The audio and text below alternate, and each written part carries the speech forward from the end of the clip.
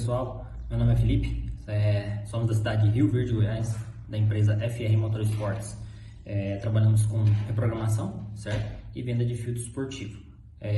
Vim trazer nesse vídeo aqui para vocês um assunto bastante discutido aí ultimamente, né? Tanto na roda dos amigos, nas oficinas, onde quer que esteja carros, né? É um assunto bem falado, comentado. Então a gente vai vir trazer aqui tudo que é relacionado a esse serviço, né? Como que funciona, o que se deve fazer, né? Quais os benefícios, malefícios, né?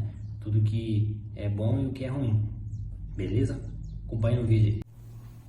Bom, pessoal, primeiramente, para a gente entender como que é realizado esse serviço, a gente tem que partir do princípio, né? Saber como que é executado esse serviço. Primeiramente, você deve ter, né, ali um computador, né, um notebook e um equipamento específico. Através desse equipamento, o notebook, né, com todos os softwares corretos, você vai fazer uma comunicação com o módulo.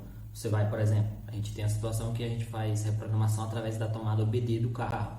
Você conecta o carro na tomada OBD, faz todos os parâmetros ali no software e o carro, né, vai conseguir, o equipamento vai conseguir extrair todos os dados daquela ECU. ECU, módulo ou central, é a mesma coisa, cada um fala de uma forma diferente. Através dessa extração de dados, ele é gerado um arquivo no computador, né? E desse arquivo ele é inserido no software específico para isso. E através disso você consegue ter acesso a todas as tabelas, todos os gráficos 3D e saber como que é o comportamento do motor ali, entendeu? Com base nisso, você vai fazer todas as alterações necessárias, como ponto de ignição, tempo de injeção de bico, pressão de turbo, limitador de velocidade, limitador de RPM, pops and bands, né? Que é aqueles famosos tiros que dá na hora que você tira o pé do acelerador, que ele chama pops, né? Então, dentre outras coisas que dá para fazer, uma vasta gama de produtos aí que dá para inserir, produtos não, né? Serviços. Então, voltando ali, depois que você extrai todos os dados, tem no computador, alterou no software, você vai fazer a gravação, né? Gravação no software e depois você vai gravar no veículo. Essa gravação, ela requer um pouco de cuidados, né? É a parte mais importante do processo. Então, se for fazer uma alteração dessa, né? Para fazer a gravação, não deixe de conectar um carregador de bateria na sua bateria. É um dos cuidados básicos que a gente deve ter. A tensão ela tem que permanecer acima de 12 volts. Se acontecer algum pico, né? De baixar de 12 volts, você pode ter sérios problemas aí, ou até mesmo travar o seu módulo, né? Módulo, central, qualquer uma desses termos está correto, certo? Esse serviço ele é passível para qualquer tipo de veículo, né? Desde que tenha um módulo que case com o seu equipamento. Pode ser a linha agrícola, a linha náutica, motores pequenos, né? A linha flex, a linha diesel, né? Tanto para caminhões agrícolas e também caminhonetes, motos, entendeu? Então, todos esses são passíveis de reprogramação.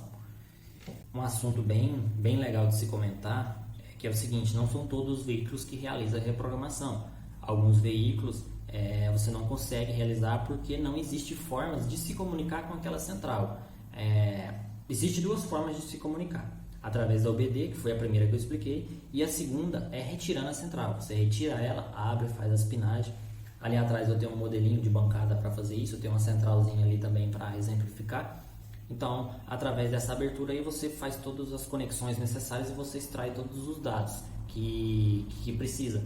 Então, dessas duas formas está correto. Se a pessoa falar que tem que retirar sua central para abrir ela, não precisa ter medo. A única coisa, assim, medo entre aspas, né? Porque abrir uma central requer muito critério. Então, tem centrais que são mais fáceis, outras são mais difíceis. Então, cada caso é um caso, entendeu? Não dá para falar que esse veículo vai levar o mesmo tempo para executar a reprogramação do que aquele outro veículo, né? Então, tudo isso deve ser levado em consideração. Bom, então por que assim, muitas pessoas estão buscando, né, fazer esse tipo de serviço, que é um serviço de reprogramação? Primeiramente, se deve ao fato de que é um serviço que você não precisa alterar nenhuma peça, né? Você não precisa mexer na parte mecânica, apenas software. Então, apenas com o software, né, você elimina aí um bom tempo de serviço em oficina, trocando peça, mão de obra. Às vezes você, no intuito de fazer um projeto específico, você precisa levar desse cara, depois você leva para aquele outro. Enfim, isso acaba gerando aí bastante tempo, né, um carro na oficina, isso gera custos e gera, na maioria das vezes, dor de cabeça também. Então é um serviço que não precisa, né, alteração nenhuma mecânica, apenas software, com prazo aí, se for via OBD, um prazo de 4 a 5 horas já está pronto o serviço. O serviço de abrir central ele requer um pouco mais tempo. Então vai de caso para caso, entendeu? Não dá para falar que todos os casos são iguais. Tem também um famoso termo que as pessoas usam, né? Quem é dessa área, que são os estágios, né? Stage 1, Stage 2, Stage 3. O que seria esses estágios? O Stage 1 nada mais é do que um veículo que recebeu só reprogramação. O cara às vezes quer só dar um pouquinho mais de gás no carro para facilitar ali, o cara viaja muito, precisa de um pouco mais de confiança no seu carro. Então ele acaba fazendo essa reprogramação sem nenhuma alteração física no carro, até mesmo por outros motivos que depois eu explico quais são. Então ele faz só essa reprogramação e fim de papo. O Stage 2 seria uma reprogramação junto com o downpipe e o filtro esportivo. O downpipe ele é o substituto do seu catalisador. Então depois que você sai ali da turbina, você coloca esse tubo, né, que substitui o seu catalisador, e aí você vai ter uma maior fuga de ar, né, ter uma passagem de ar mais livre, e é onde vai trazer mais potência também. Alguns casos traz mais potência, outros não, isso é bem relativo, vai de carro para carro. Isso também tem a ver com a reprogramação que você faz, porque a reprogramação não é um serviço de prateleira, então cada um tem a sua receita. O cara ali faz de um jeito, o outro faz de outro. Enfim, praticamente, acho que até hoje eu nunca vi nenhum mapa igual. Você pode ter ali, você pode tentar até fazer igual, mas o negócio é tão complexo que nunca vai dar os mesmos resultados, sempre vai ser diferente. Então, leve bastante isso em consideração. O filtro esportivo existe ele de duas formas. Tem o filtro esportivo in box, que é o que a gente coloca ali dentro da caixa, como se fosse original. Se não abrir a caixa do filtro de ar, você não vai saber que tem um filtro esportivo ali. Ele fica mais camuflado e ele não gera aquele som do filtro esportivo. Aquele som do filtro esportivo ele é proveniente do filtro cônico. Depois eu até posso mostrar para vocês como que funciona, certo? Então esse é o famoso Stage 2. O Stage 3 seria uma reprogramação, downpipe filtro, mais a substituição da turbina. Por que se faz essa substituição da turbina? Existem dois casos, né? Que ou é por mais de segurança ou por mais potência. Às vezes a pessoa quer fazer uma reprogramação, né? E ela quer buscar mais potência e isso acaba extrapolando os limites. Os limites ali do Stage 2, digamos assim. Então a pessoa vai fazer a substituição da turbina, ela consegue fazer um mapa mais forte e consequentemente vem mais potência. Ou em alguns casos, né, a gente faz a substituição da turbina para que não ocorra quebras, né? O carro trabalhe com a margem de segurança mais alta.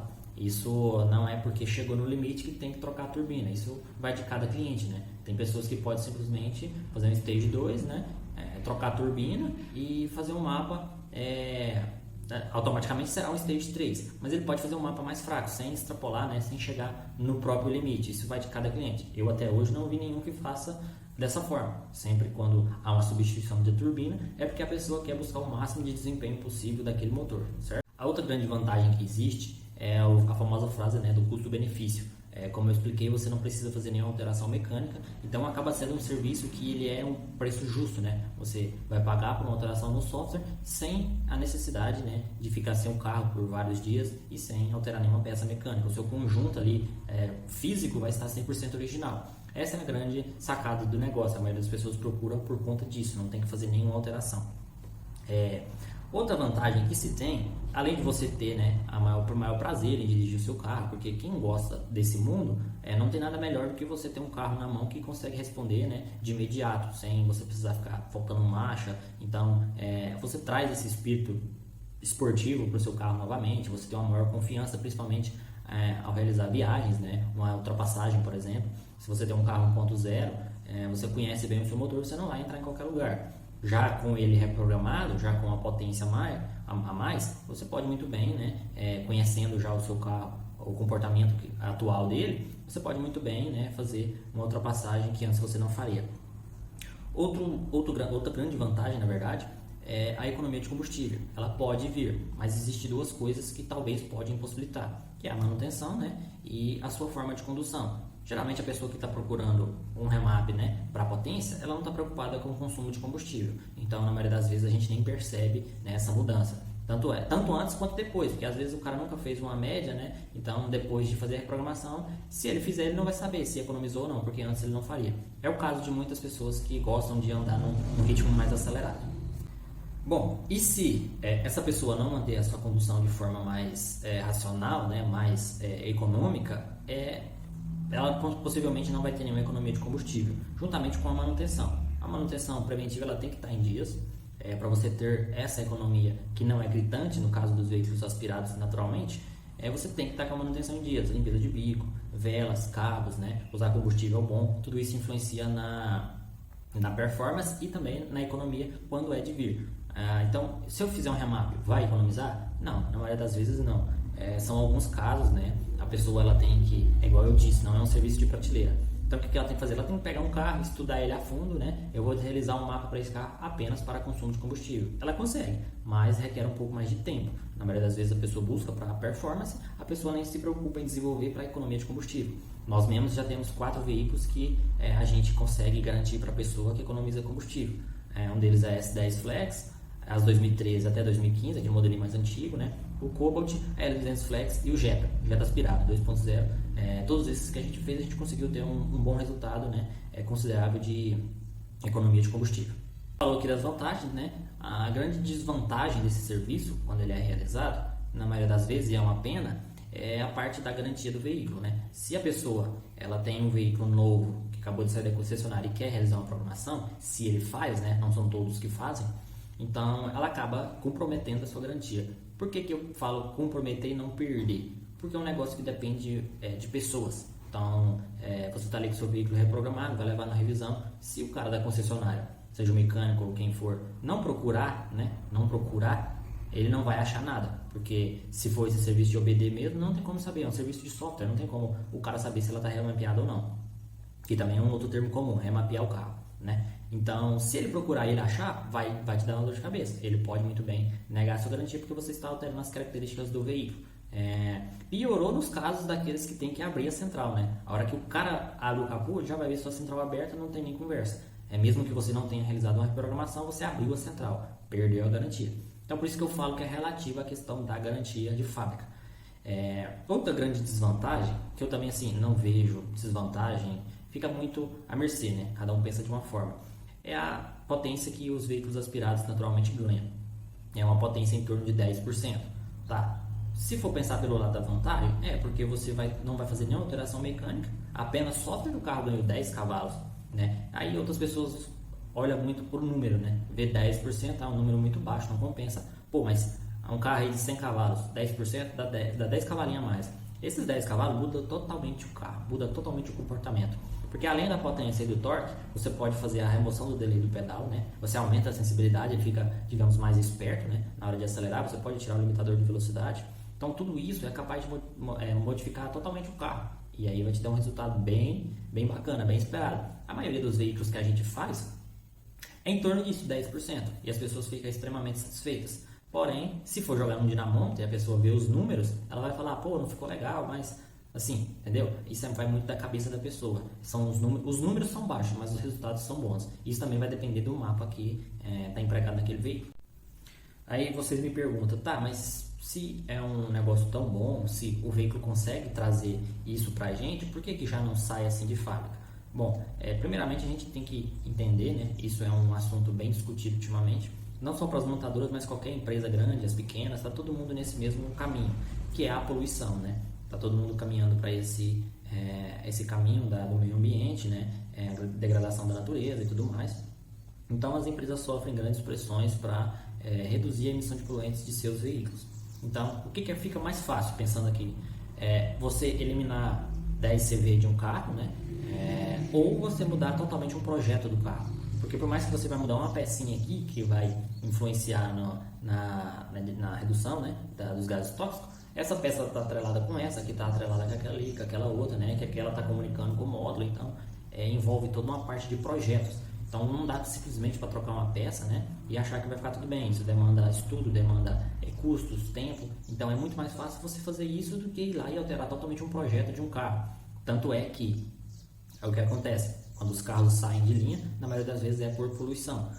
Para aquele veículo que já saiu daquele modelo, você alterar todo o projeto dele para ele reduzir a emissão de poluentes, é mais fácil tirar ele de linha. Então, é isso que acontece em alguns modelos de veículos.